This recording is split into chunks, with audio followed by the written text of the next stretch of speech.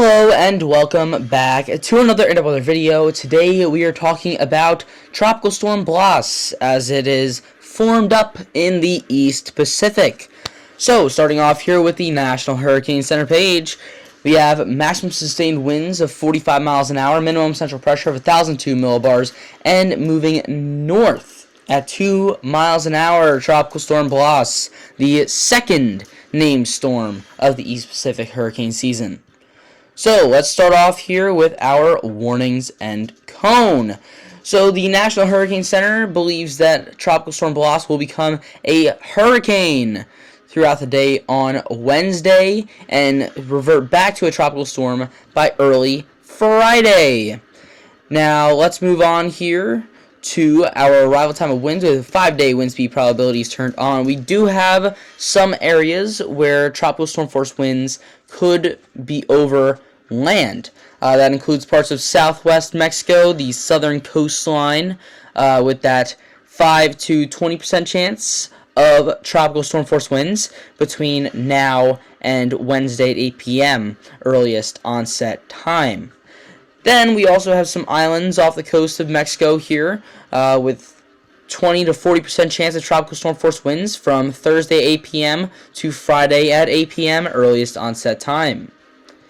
So we don't have any of the key messages, as this is going to be a mainly fish storm. The current forecast track line keeps it out to sea and continues it moving out to sea up toward the 20 degrees north parallel. But Baja California isn't in the mix here. Southwest Mexico isn't in the mix here with any of those stronger winds toward the core of the storm. Maybe some areas off the coast of Mexico, those islands that we were talking about, but again, in terms of key messages, those are fairly insignificant. But if you do live in some of these islands, make sure to continue watching this storm. So the pronunciation here is actually Blas. I've never heard that name before, but we're just going to go with it.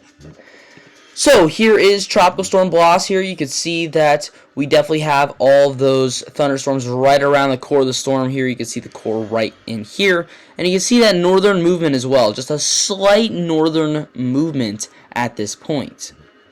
We're going to start off here with our current storm information from both Tropical Tidbits and Weather Nerds.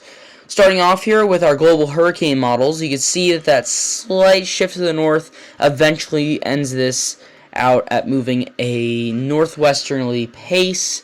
You can see some of those islands here in the mix, but most of the models have this moving to, let's call that the northwest, west-northwest area here towards the 20th and 22nd parallels at 118 degrees west. The GEFS ensemble here showing that slight turn toward the northwest and having this at about 20 degrees north at about that 118 degree mark, and that is at about 160 hours from now, so a little bit over 5 days. Our GEPS ensemble shows a pretty significant northern trajectory, getting that closer to southwest Mexico, has that turn more toward the direct west, and at about 115 degrees west, it only has it at about 17 degrees north. So a much more lateral system than the, the horizontal, vertical hybrid. Here, the slant trajectory. So the European ensemble also has that slight jog to the north and maybe even the east a little bit. That's a little question mark there, literally and physically.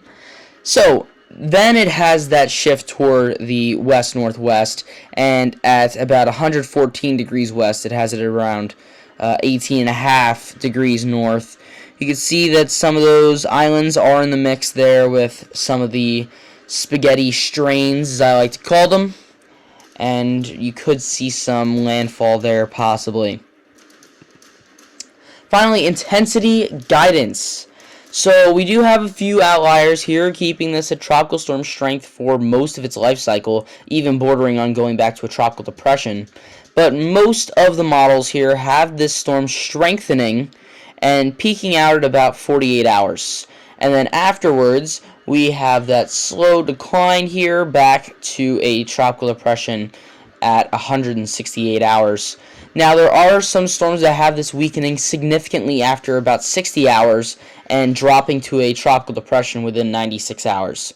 So 4 or 5 days, we could see us back down to a tropical depression. But right now, it seems like we're going to see this become a Category 1 hurricane between 24 and 36 hours, and eventually dropping off back to a tropical storm around 84 hours, and back to a tropical depression within the 144 to 168 hour range. So here is the GFS. We see our 1,002 millibar storm here, and as this storm continues to move toward the north, the GFS has this intensifying into a 980s storm. So 983 I saw was the lowest there. And then, of course, as this storm continues to move further toward the north, it is going to start to weaken here.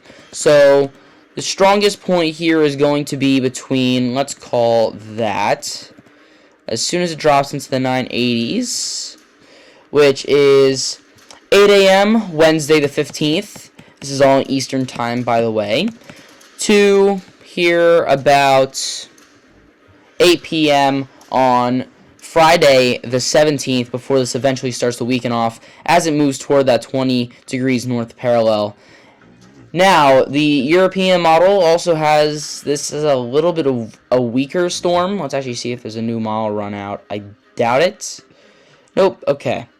So, really has it as a weaker storm system, but does get it into the 900s and significant time in the 990s.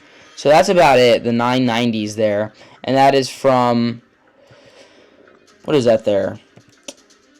5 a.m. on Thursday the 16th until, here, it goes back over 1,000 right there. So until 8 p.m. on Friday the 17th. So about the same time frames here for the storm to be at its peak intensity. Now, the European model obviously doesn't have this at hurricane strength. Let's look at our winds here.